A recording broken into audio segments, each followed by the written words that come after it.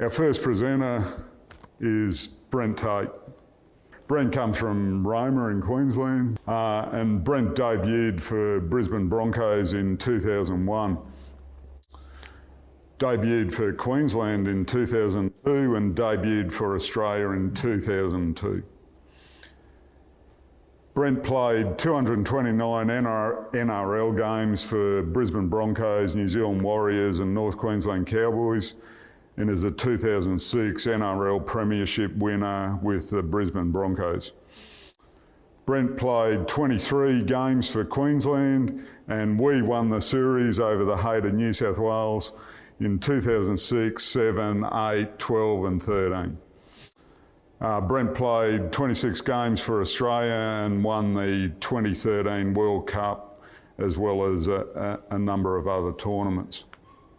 So playing career, first rate, numerous games, and playing for many different coaches and staffs, I'd imagine, and some of the questions might be about your interactions with that. Brent recovered from a career-threatening neck injury and went on to play further games. And I'd like to see some questions about that. We look forward to our Q&A session with you. Great, thank you. Thank you guys for having me here. I think it's a wonderful opportunity for you guys, I guess, to continue to, improve and better yourselves. I guess just to kick off and to that point, I was really lucky enough to play with some of the greatest players our game's ever seen. Guys like Darren Lockyer, Cam Smith, Billy Slater, Thurston, Inglis, even guys that played later into their careers like Steve Price, Ruben Wiki.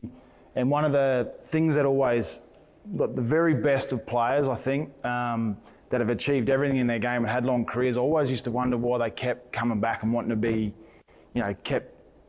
performing at that level. And there's two things that really stuck out about the absolute champion players is one, their competitiveness. Those guys competed harder than anyone. And two, is their ability to always be better. Steve Price, Ruben Wiki, those guys had played 300 plus games, had 20-year careers, and I used to watch them at training and, doing video and the way they conducted themselves, and it was always about each day trying to improve themselves, even when they, were at the absolute peak of their game. And they're two real things that really stood out. About the great players. Not sure if not many guys might know me, but I played NRL for 14 years over 3 different clubs and had a wonderful career, but was a really stop-start affair. I had a lot of injuries throughout my career. I had a career threatening injury with my neck, which happened really early on in my career.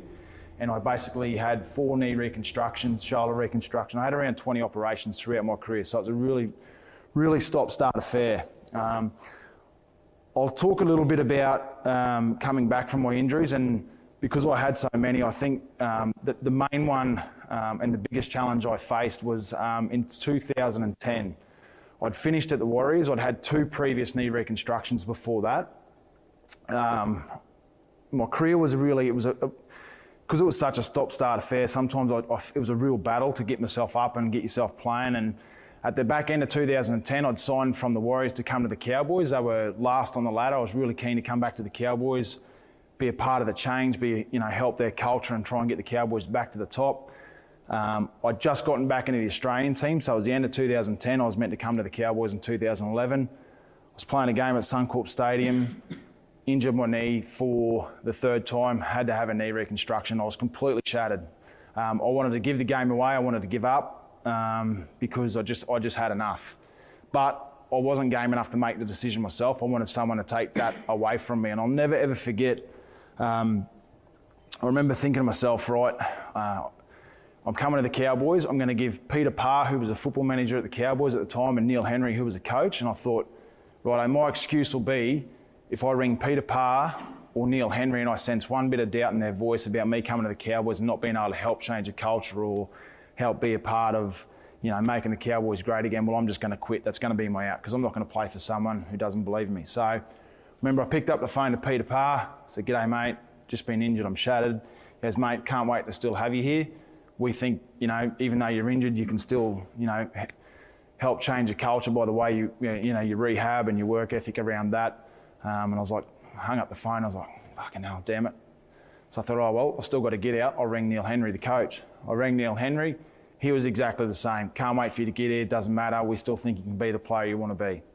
So after a couple of days of having that real disappointment around have to go through another 12 months of rehab with my knee, I remember thinking, well, there's no more excuses. I'm going to have to rehab my knee anyway, so I might as well do it and come back and play. I wanted to have absolutely no regrets. So after a couple of days of that real disappointment, and just on that disappointment stuff as well, I never ever shied away from being disappointed and feeling sad and feeling shit. I've never ever tried to push those feelings away. I've always accepted that. Always thought that's always a really important part of the healing process for me anyway. So after it was literally a couple of weeks of being really sad, really down the dumps about, you know, having 12 months of rehab, moving to the Cowboys, all that disappointment, getting back into the Australian team, it was all gone again. I had to start basically from the start. I remember, you know, looking in the mirror and thinking, mate, this is a real test of your character. Like this will test you like no other.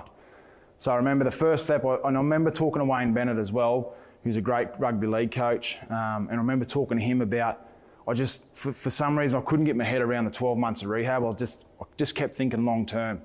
And I remember Wayne saying, "Mate, the only thing you need to worry about right now is going to get your operation. That's the first step. So go and get your operation done." So that's literally where I put my mindset. I was like, right, disappointment over. It's time to get a plan, put a plan in place to get me back in 12 months' time. That's 12 months, so what's the first step? Right, go and get your surgery. So literally, I took it day by day. First thing I did, went and got my surgery.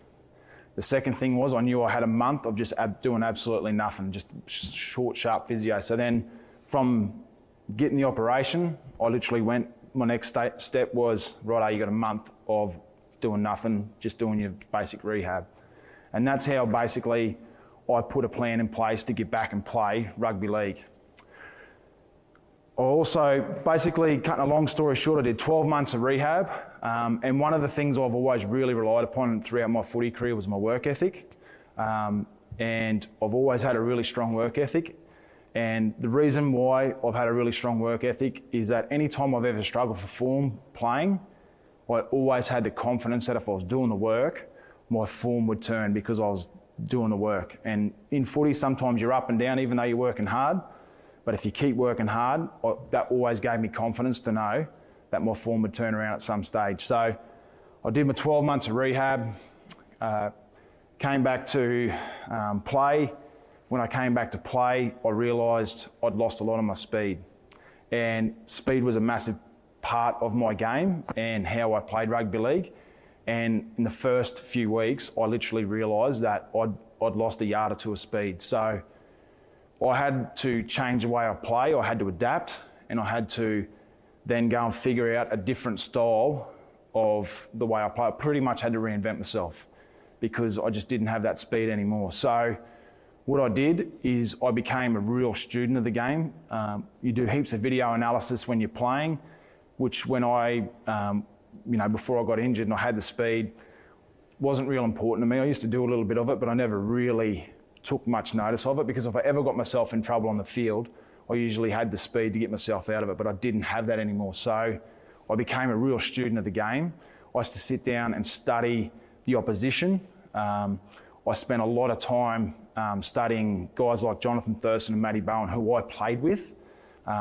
Just little cues in their game, little things like I know when Jono got the ball, I could just little cues in the way he'd grab the ball and he'd turn it in his hands. I knew he was going to kick, so I could get him, instead of having the speed to get there, I'd sort of get going a bit early. So I had to literally reinvent the way I played. And I did that through, I guess, doing almost homework on my opposition and on my own players. If I was playing guys that were a lot faster than me, I always used to, look at the way they ran or which lines they ran so I could get myself in those positions a little bit earlier. But it was a huge, huge challenge for me. And it took me a long time to understand that. And it probably goes back to the point about the guys that have played long careers and, why they continually want to improve.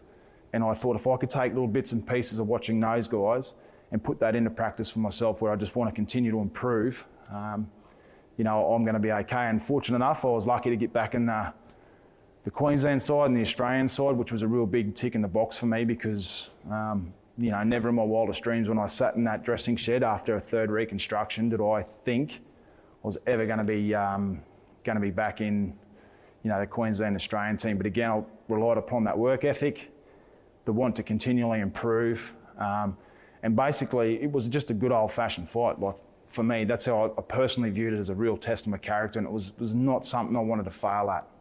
I just didn't want to have any regrets. And with the detail around my rehab, I was to the point where I was pedantic with it. If the physio told me to do 100 squats, I'd do 100 squats. If they told me to walk around the park for 45 minutes, I'd do it for 45 minutes. Like, I did everything possible in my power to come back and give myself the opportunity to play and be the player I wanted to be at the Cowboys. That was really, really important to me, and I thought I want to be able to, and I always knew that I was one knee injury away from having to retire, which actually happened in 2014. I did my knee again for the 4th time, and that finished my career. But I absolutely have no regrets, because I did everything that I could control within my power to stop that from happening. And I always knew if it did happen again, I'd have no regrets. I could look back and go, you know what? That's fine. That was up to the football gods, because I gave myself every opportunity. Sorry, I'll just keep going, and please pull me up. Been really fortunate enough to have some really, really wonderful coaches, and a lot of people talk to me about, they always say, well, who's your favourite coach? And by country mile and daylight second, Wayne Bennett is by far the greatest coach or man manager I've ever had. Technically, Wayne is not great at coaching. He's a much better man manager than he is a coach, but one of Wayne's greatest attributes is Wayne knows where his weaknesses are, and he gets people in and around him that can coach. And Wayne's never felt threatened by people that are great coaches or, you know, a lot better than him technically. Wayne understands that that's that he's not good at, but he gets people in and around him. Why is Wayne so good? It's not. I honestly believe it's not rocket science. I think Wayne Bennett's the greatest coach is because he just gives people his time. Literally just gives people his time. He gets to know you as a person, gets to know you as a bloke, understands what's, what makes you tick, and he's just got this wonderful ability to just give you time and get to know you. And it creates a real respect. And there's nothing I wouldn't have done for Wayne. I'll give you a little something that happened really early on in my career, and I left Redcliffe. I was playing at Redcliffe, and I went to the Broncos when I was about 18. Went to the club and started playing, and I was going really, really ordinary for the first year or two, to the point where the Broncos were going to basically cut my contract and just send me back to the local club. And I'll never ever forget, I had a meeting with Wayne. I'd never ever met Wayne before, and it was all organised. So I walked in and I thought to myself, well, Wayne's going to talk to me all about rugby league, what I'm not doing right on the field, I'm not making this tackle or doing that. Anyway, I sat down, and not once throughout probably a half an hour conversation with Wayne did we talk football. He never once mentioned, rugby league. The first thing Wayne wanted to know was what was going on with my life outside of football. And I sat down, I was really struggling with going to work. I just left school, I'd started working, I was really struggling with getting my head around having to go to work for a living. It was something that was, because I just wanted to be an NRL player and I wanted to do it now. So I talked to him about that, and he started asking me some real strange questions around, like, mate, what time do you go to bed at a certain time every night? What's your diet like? Do you do chores around the house for your mum? And I'm sitting there going, I literally was sitting there going, what the hell is he going on about? And he basically the point he was trying to get to me is he said, unless you put some structure, some discipline and routine around what you're doing at home, he said, you're never, ever going to be a good rugby league player. And he said, I want you to start he basically said, mate, I want you to start going to bed at the same time every night. He said, I want you to literally go to bed at a certain time every night and get up at the same time every morning. Start putting some routine around that. He said, do you help your mum with chores around the house? And I was like, no. Like, mum does everything. He goes, all right, well, I want you to start making your bed in the morning. I want you to do a load of washing up before you go to, come to work. Because he said, when you get disciplined around doing that stuff at home, he said, when you come to football training, you're not going to miss a line because you're going to have the discipline to get there. He said, I'm telling you, it'll help. I started to eat a lot better. He put a plan in place around my eating and my diet. Real little simple things like drinking water. He put me in touch with a dietitian who put some discipline around what I was eating. And I'm not the smartest guy by any means, but I was smart enough to take Wayne's advice. And I started putting some discipline and structure around what I was doing at home. And by the end of that year, I'd played 3 first grade games when I was 19. And the next year, that was the start of my career. And I never ever went back to reserve grade after that. But it wasn't until I had that conversation with Wayne and understood around discipline, routine and structure around what I was doing away from the footy field, had a huge effect on what I was doing on the footy field. And again, Wayne just getting to know me as a person and asking those questions. There wasn't a thing that I wouldn't have done for Wayne on the football field if he had asked me. And again, people want to know why, and I honestly, in my opinion, I just believe that Wayne just gives people his time as a leader, and that's why he's such a great man and so well respected and took South again to another grand final. Because he just gives people his time, he gets to know them, and he respects them.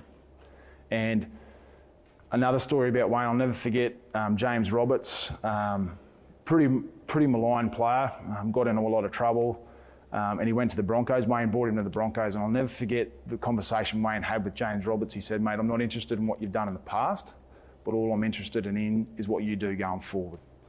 And James Roberts played another couple of really good years under Wayne. He's fallen away again now, but I guess just the point is that that's what Wayne's like. That's the confidence and the ability for him to know the person and get the best out of them. He's a wonderful man and a wonderful coach. Have you guys, I guess, got any questions? Yep. I'll lead the way. So, Brent, these guys are all leaders and commanders in their respective units. In the Army, we have an expression called commander's intent. It's part of the way we command missions.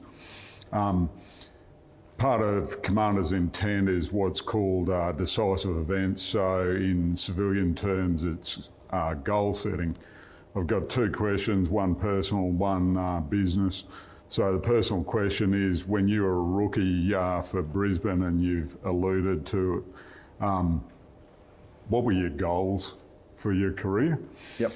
And the second question is, what are the goals and the steps that you have to go through to win a premiership like you did in 2006, and when you retired from North Queensland in 2014, you must have known that the team was on the way to winning the premiership in 2015.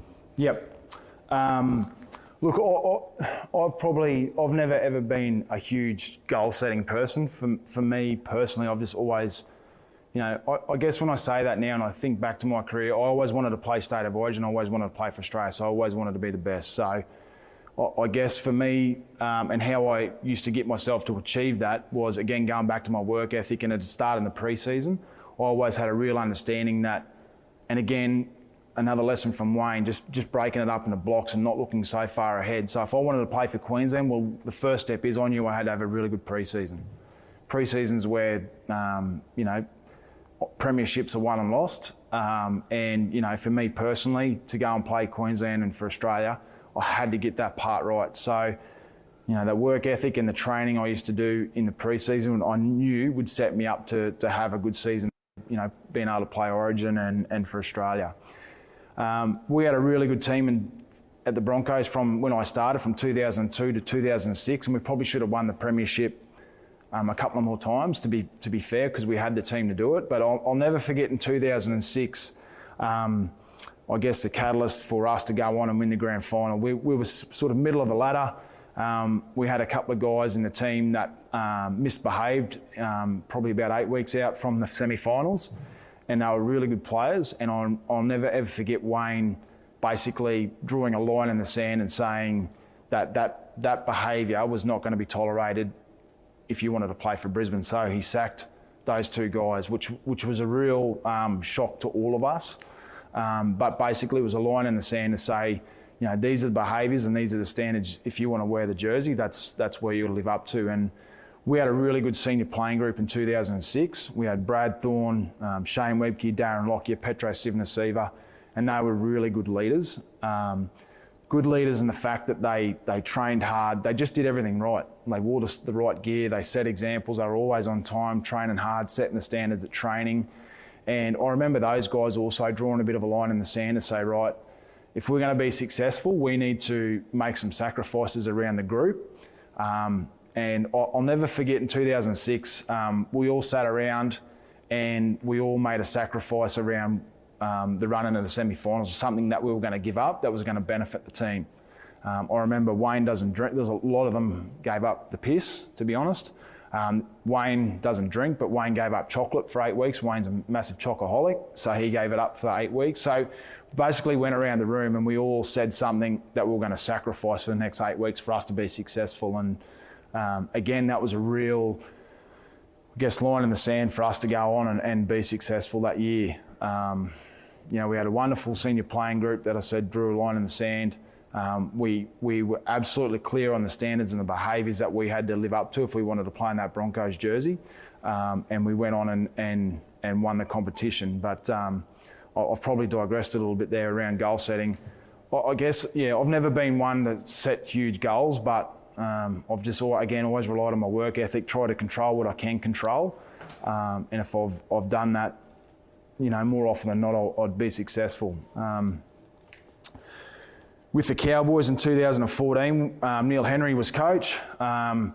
Neil was a really, really good coach, but I even understood that I didn't think we were ever going to be successful under Neil. We'll not go to the next level because there was a bit of a, I guess Neil didn't get on great, didn't relate to the younger guys coming through well.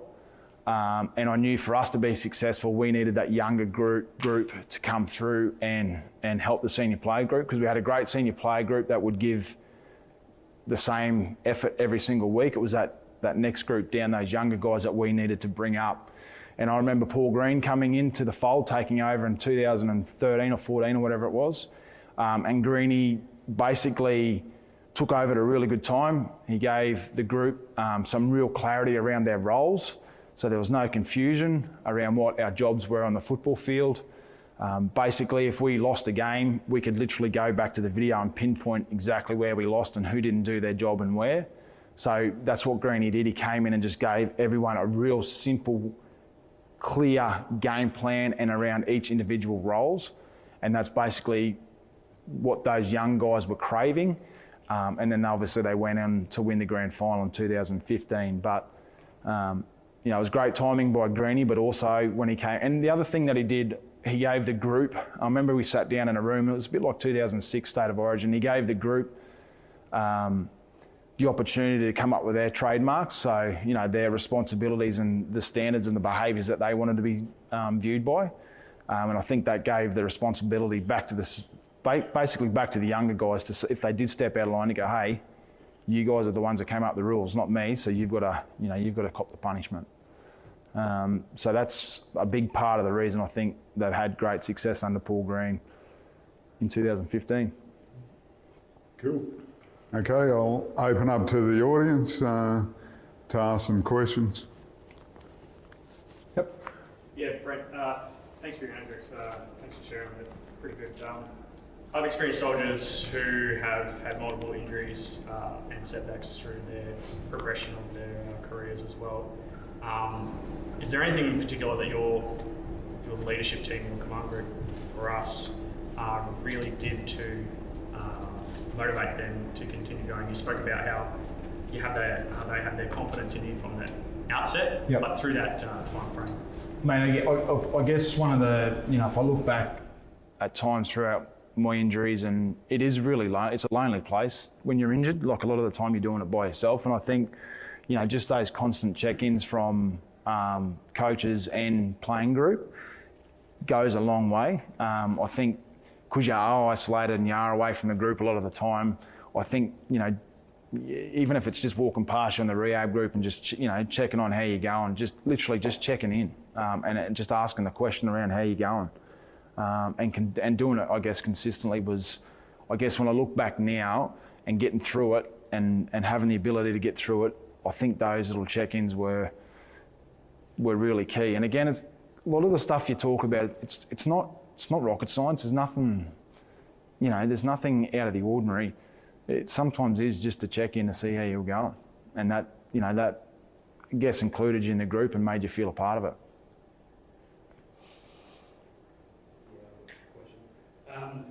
We in the Army, in particular like in infantry, our leadership group changes almost every year. Yep. Very rarely where it doesn't change. So my question is, for your playing career, how has working with different leadership groups enabled you to motivate maybe junior footballers, maybe when the times are getting tough and stuff like that?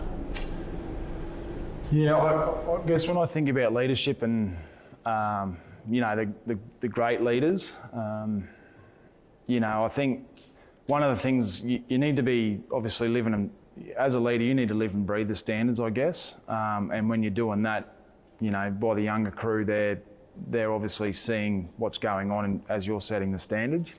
I guess it's a bit of a tough one. I can only just speak from experience with, some of the great captains I had. Darren Lockyer was a really good captain. His ability to keep calm under pressure when things were completely, the wheels were coming off, was something real key. And I can give you a really great example just quickly, and I'm sorry if I digress, but in 2006, we were playing the third and final deciding game in Melbourne against New South Wales. So we'd lost 3 series in a row. We were staring down the barrel of 4 straight series losses, which was unheard of. People saying Origin was dead. It was a disaster. So we're down in Melbourne. They put up a bomb. They score off a blatant knock-on. They go 10 ahead with about, 6 or 5 minutes to go. And the whole Queensland team completely, me included, was like walking back to the ref, calling him a fucking cheat. Like the wheels had completely fallen off. So we get behind the try line. Everyone's completely lost their marbles, screaming and yelling. And I remember thinking, we're done. And I'll never, ever forget the coolness and the calmness of our captain, Darren Lockyer, in that moment. I'll never, ever forget. He basically got everyone in the huddle and goes, just everyone come, look at me, just calm down. And I'll never forget the calmness in his voice. He was like, there's still time. We will get this job done if we stick to the plan. And he got us all back, and he goes, the only thing I want you to focus on right now is our kick-off. We're going to kick long and we're going to defend this next set of 6. And I remember the group sort of going, righto, let's next set of 6. But he had every right, and he was going to get cut. If we had lost the series, that whole senior playing group were never ever going to play for Queensland again. They'd been told by Mal Meninga, who was the coach, that if we lost the series, they'd never play Origin again. So there was so much riding on the line for him personally, so much riding on the line for Queensland, but his ability to keep calm, keep collected, and just get the group to focus on the next job at hand. And we went on and scored 2 tries and won that game and won the series, and that kicked off the 8 straight. But I guess that's just one example of great leadership. Cam Smith was a lot like Darren Lockyer, very cool, very calm under pressure. And Jonathan Thurston had the great ability to be able to, give a bloke a real kick up the arse, but then I'd always see JT walking off the training field, putting his arm around him, giving him a cuddle as well. And, they're just some of the things, I guess, were real highlights of those great leaders. I hope that answers, it probably doesn't answer your question, Bud, but I guess that's as easy as I can do it. Anyone else? Yep. Yeah, so you spoke about when Neil Henry asked you to come back and play for the Cowboys, how you decided to make sort of some cultural changes. What did you personally do to sort of uplift and make it the team that won the premiership in 2015? Yep. I guess when I came to the Cowboys, it was a mess. Like, they didn't have good people at the club. Like, there wasn't great. So they'd had a huge clean out. They got rid of 13 guys. So Peter Parr brought in myself, Dallas Johnson, Ashton Sims and Glenn Hall, and we were all really experienced. And one of the things I think that we changed was, again, we lived and breathed the behaviours of the club. So, and when I talk about live and breathe those behaviours, I mean little things like literally being always on time, always having the correct gear on, like always having the correct right training gear on. our work ethic, we were, I guess, and I don't want to sound like I'm giving myself a rap, but we were pros at what we did. We trained hard, we worked hard, we'd do extras after training. And that's how we changed the culture, by always being on time, always wearing the right kit. When we trained hard and we did extras all the time. And when we were doing extras, we were always grabbing those young blokes in our positions and going, "Oi, come and help us here." And when someone did step out of line, us as a senior playing group were able to pull them in the line, because we were living and breathing those behaviours, and we were saying, well, those standards aren't Cowboy standards, so we're not going to put up with it. So that's how I think we changed, or helped change the culture for it to be really successful.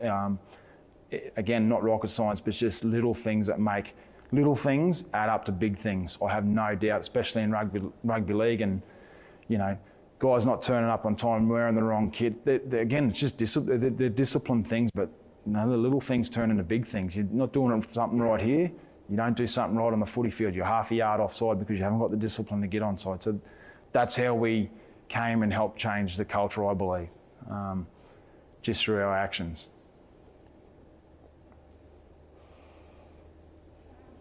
So that change that you were talking about, and how you as senior players stepped up, is that something that you were empowered to do by your coaches, or Yep. was that something that you just came to naturally? No, it was 100% empowered. I left the Broncos in 2008 to go to New Zealand Warriors because I was really craving a senior leadership role, and I wasn't going to get that at Brisbane. So I went to New Zealand Warriors, and Ivan Cleary was a coach. He's a coach of Panthers now. Never ever forget this. We were at training one day, and we were doing a drill anyway. We were doing a drill against the opposition anyway. The guys did a short dropout, and it was a soft option. And I'll never forget, I sort of walked past Ivan and just said to him, that was a really soft option. And Ivan goes, well, I want you to say that to the group. And because I hadn't been a leader before, and it was sort of new to me, I remember him saying, mate, that's basically what got you here to do, is now say it. And I remember, bringing the group in and basically going, that's a shit option, that's soft, let's back ourselves. And he just gave me the ability and the confidence to find my voice.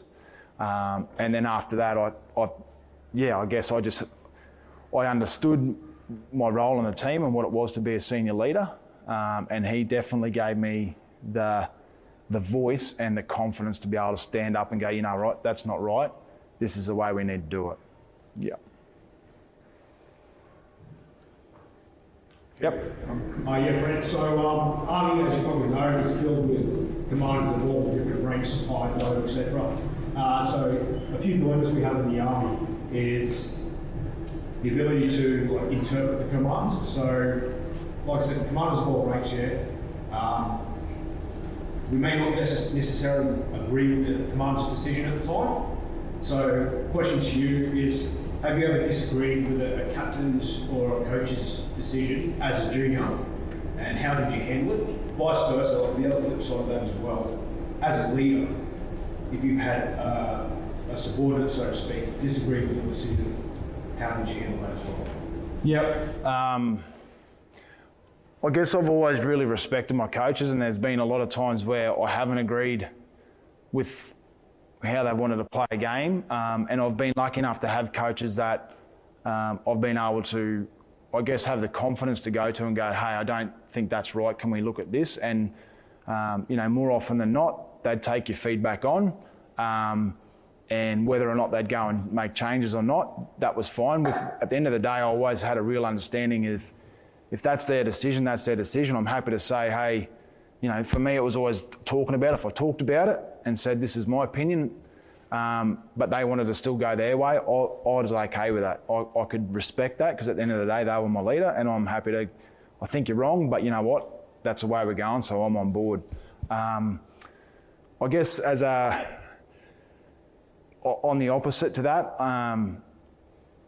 having young guys come through and probably disagreeing, I think as a senior player, our role was always to listen to the group, understand where they were trying to come from, and take yourself out of it, and have a real understanding of what they're going on about. But again, at the end of the day, our decision was final. And I guess I've always been a part of really good cultures where happy to listen to feedback, but if you're not going to come along with the way we're going, well then, you'll find your way out pretty quick, because we've been a part of strong cultures where, you either come along for the ride or you just get left behind.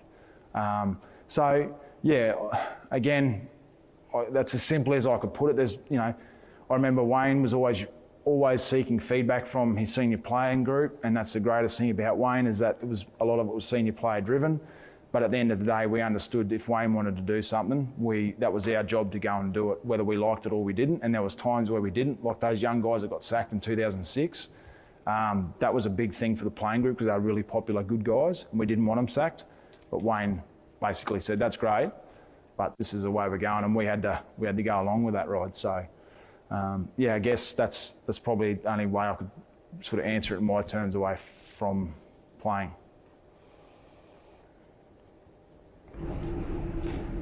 All good?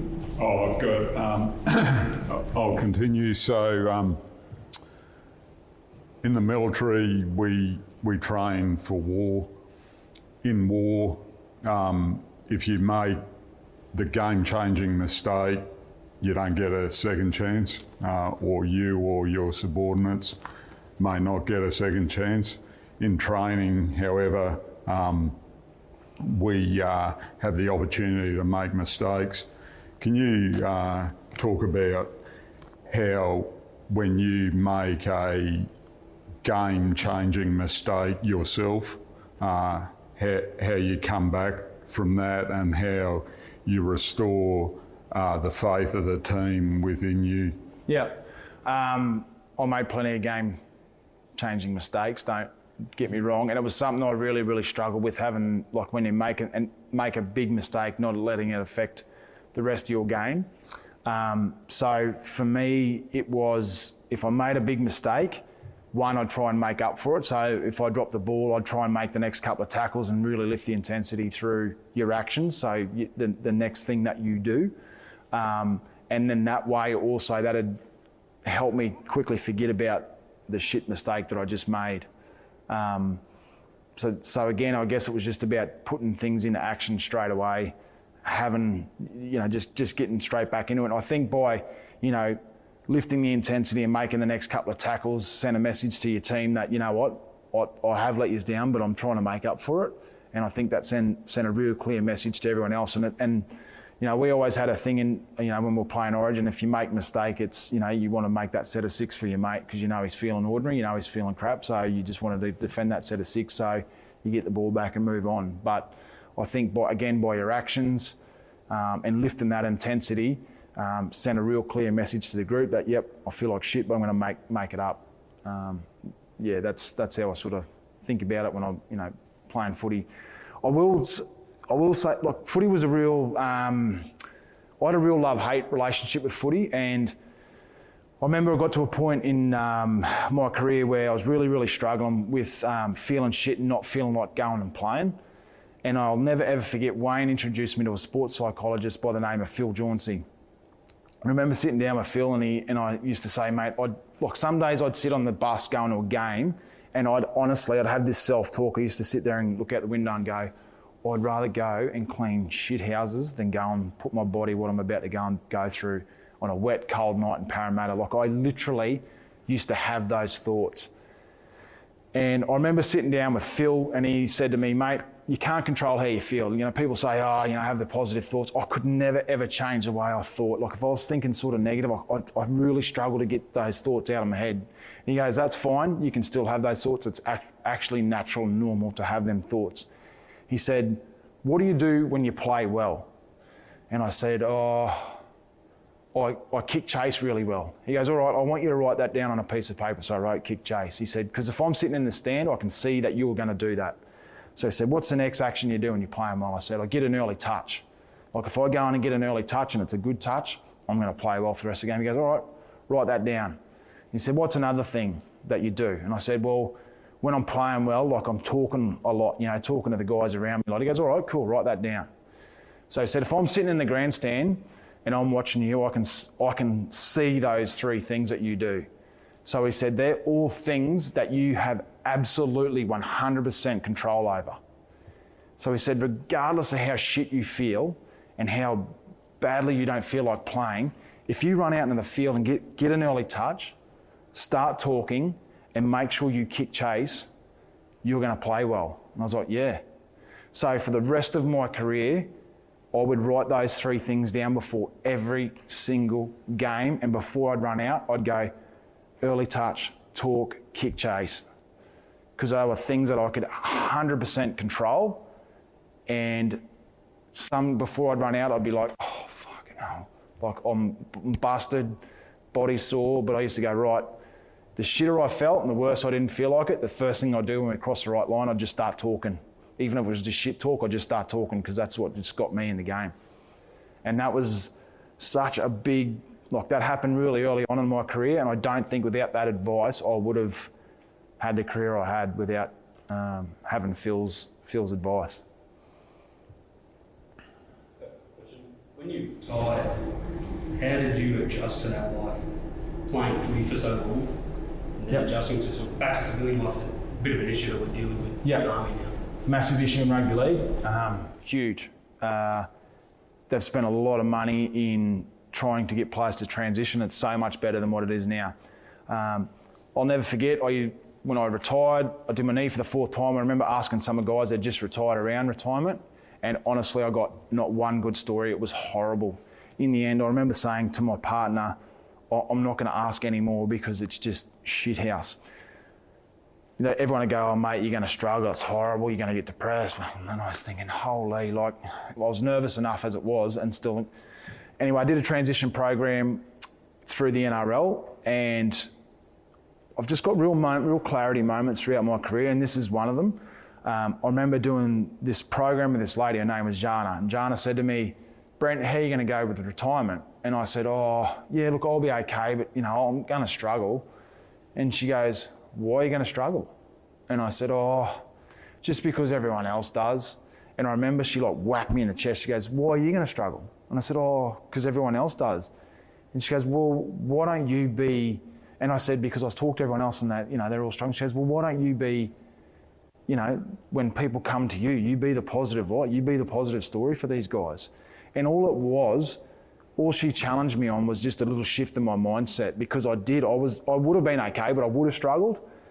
But she challenged my mindset to go, hey, you be the positive story for the guys to come to you when you transition. And mate, I've loved retirement. I don't miss football one bit, but without her poking me in the chest and challenging me on that, I got a feeling I would have struggled. Because that's what everyone else did, and that was the mindset I was in. So it was only a little shift and a little challenge, but made my whole career transition so much better. Yeah. And don't get me wrong, I did some things when I first finished footy that I had to really swallow my ego too. Like, you know, I worked in the commercial department of the Cowboys, and, you know, last year I was out playing on the football field, and then the next year here I was dragging the signs out for the players, you know, to play on with the sign. So, but that was okay. That was a learn. I put that down again as, you know what, suck this up. It's going to be good for you in the long run. Yep. Yeah, so similarly with Army, there's a lot of similar injuries like ACLs and all that kind of stuff, and you've had some pretty nasty injuries yourself. What can you suggest for soldiers that get a shift in mindset and get down in the dumps about a long-term injury? As I said, mate, I've always been okay with accepting the sadness and the disappointment that comes along with it. That's for me, it was always important to recognise that and understand that, and I always gave myself time to feel that disappointment. But I guess, you know, at some stage you do need to put a plan in place and shift your mindset into, okay, well, I need to get back. What's the first thing I need to do to go get back? And I guess it goes back to, you know, the advice Wayne gave me is not looking too far ahead. Basically, just concentrate on the first thing that you need to do is to get that job done. And then once you know, I think you know, Joe up the back would know a lot more about this. When you break it up into little blocks and you achieve something, you sort of almost tick the box. It does something to you. It almost gives you like, yeah, right, okay, on to the next job. And, you know, a lot of times it is 2 steps forward, 4 steps back. But, you know, if you break it up into little blocks and you just give yourself a tick along the way, or whatever it is, it spurs you on to do the next job. So yeah, that's, I guess, the advice I'd give to those guys with long-term injuries. And it is hard, mate. It is difficult. And you've got to be mentally tough to get through injuries because they are hard. And it's a lonely, dark place sometimes. But accepting those feelings, acknowledging them, but then putting a plan, I guess just putting a plan in place and mapping that out so they can tick the box along the way. Do you find the transition to retirement, going back to your previous point, is made easier or harder when it's forced? So a lot of defence issues we have is when guys get their discharged and they're ready to go.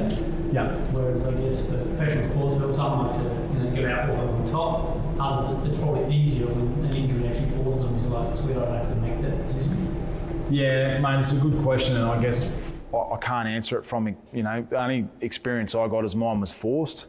So I didn't really have an option. And I've always been really big on not looking at what you don't have, but being thankful for what I got. And I always used to remind myself that, mate, I had 14 years playing NRL. I missed the 2015 premiership with the Cowboys. I should have played that year. I had another year on my contract, but I missed it. But I just kept reminding myself that, mate, be thankful for what you had, not what you don't have, because you get lost in what you don't have and what you could have had. Mate, I was just really, really mindful. And the advice I always gave to guys retiring, mate, be thankful for what you had. You had a wonderful career, be thankful for that and move on. And I think the hard thing with guys transitioning, they're always chasing the higher rugby league. And I've always had a real understanding that I'm never ever going to experience what rugby league gave me, like running out in front of 50,000 people at Suncorp on Origin night. There's nothing in the real world that's ever going to give me that. So I don't look for it because I know I ain't going to get it. So I don't go chasing that high. And I think some of those guys that come out of footy have got to have an understanding that unfortunately, you're not going to get those highs because you just can't replace them. So don't look for them. Cool. I had a final question in the top of my head. Okay, so in 2005, watching Origin, because Channel 9 commentary drives my wife and I up the wall, terrible.